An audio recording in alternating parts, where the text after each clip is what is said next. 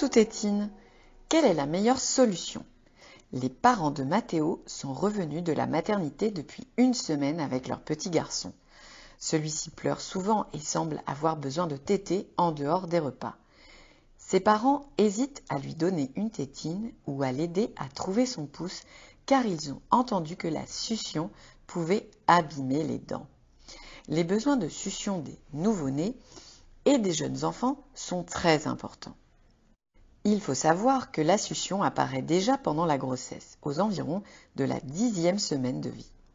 Certains parents découvrent d'ailleurs leur bébé qui tète son pouce ou un autre doigt à l'échographie.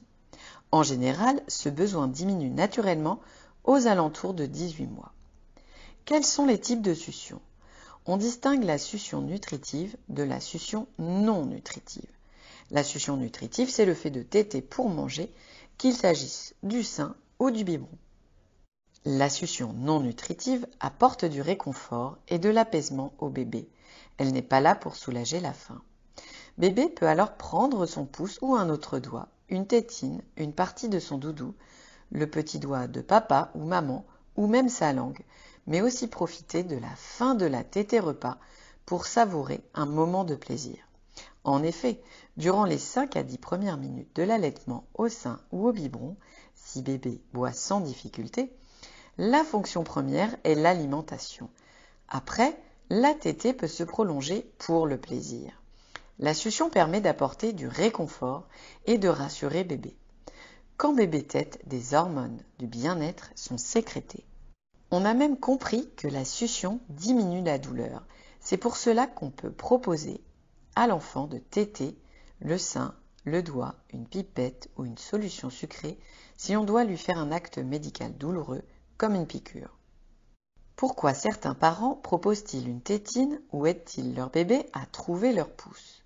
Le plus souvent, bébé manifeste son besoin de succion par des pleurs. Il peut être difficile au départ de distinguer cette demande de douceur et de bien-être de l'envie de manger ou d'être changé. Lorsque bébé a le ventre plein et la couche propre, il a besoin de contact, de paroles douces, de câlins, mais aussi de succion. Certains parents choisissent de donner leur doigt à téter, mais cela peut devenir inconfortable ou ne pas être possible suffisamment longtemps.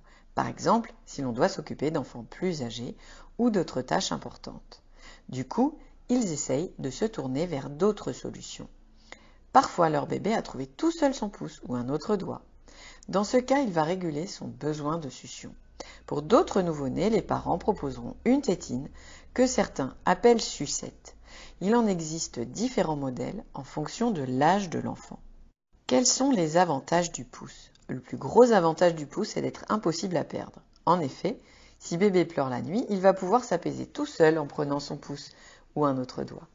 De plus, voir un petit bout qui suce son pouce est souvent craquant pour les parents. Et les inconvénients?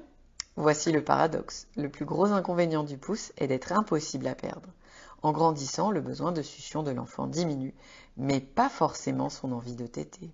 Il est donc bien plus difficile d'arrêter le pouce que la tétine, car l'enfant a toujours le pouce avec lui, quand il est grognon, devant la télévision, quand il est fatigué, en voiture ou dans la poussette. De plus, la succion du pouce entraîne de plus gros séquelles sur l'alignement des dents, qui vont pousser de façon moins symétrique. Quels sont les avantages de la tétine? L'avantage majeur de la tétine est la possibilité de contrôler son utilisation. En effet, durant les premiers mois, les besoins de succion sont énormes. Mais dès que l'enfant grandit, on peut choisir de laisser la tétine dans le lit ou suffisamment en hauteur pour la réserver à l'endormissement. Certaines fois, la tétine finit par se casser car elle s'use, et ça peut être le moment de s'en séparer définitivement. Quels sont les inconvénients de la tétine? La tétine peut parfois servir de bouchon à bébé.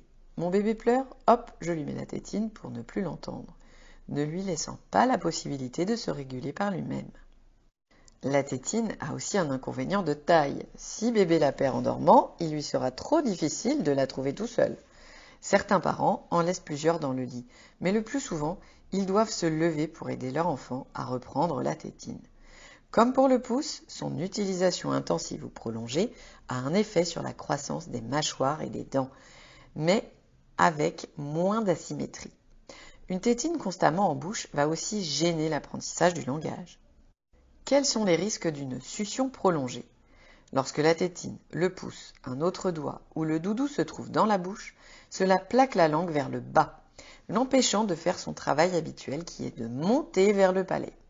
Quand la succion a été vigoureuse, la langue va vouloir se reposer et rester à nouveau en bas. L'enfant restera donc avec une respiration buccale par la bouche, alors que la respiration nasale par le nez est la plus physiologique. Une respiration buccale peut entraîner une augmentation des affections ORL, rhume, angine, otite, de la fatigue, des cernes sous les yeux et parfois des difficultés d'articulation. L'articulé dentaire peut aussi être perturbé, les mâchoires ne pouvant pas grandir correctement. Certains enfants se retrouvent avec les dents très écartées ou encore une béance entre la mâchoire du haut, le maxillaire, et celle du bas, la mandibule, à cause de la succion. Certains inconvénients sont esthétiques, d'autres sont fonctionnels. Si la succion est modérée, pas d'inquiétude. De même, si la succion est arrêtée suffisamment tôt, on conseille d'arrêter avant 2 ans. Les difficultés liées à son utilisation sont vite effacées. Il est surprenant de voir la dentition reprendre sa place prévue en quelques semaines parfois. Quoi qu'il en soit, il est conseillé d'aider son enfant à diminuer la succion dès que possible, en lui offrant d'autres moyens de se rassurer, des câlins, des paroles tendres, des moments ensemble. De la même façon, dès l'âge de 18 mois, on peut encourager son enfant à laisser progressivement le biberon qui reproduit les mêmes mouvements de la langue que le pouce ou la tétine pour prendre une tasse ou un bol, éventuellement avec une paille. C'est un bon entraînement pour tous les muscles de la bouche. Alors, pouce ou tétine? Tout dépend du besoin de succion de votre bébé et de sa facilité à trouver son pouce. S'il ne le trouve pas tout seul, vous pouvez lui proposer une tétine. Cela lui permettra d'en modérer l'usage au bout de quelques mois pour s'en séparer en douceur. Il existe de nombreuses stratégies ainsi que de jolies petites histoires illustrées pour aider un enfant à arrêter sa succion.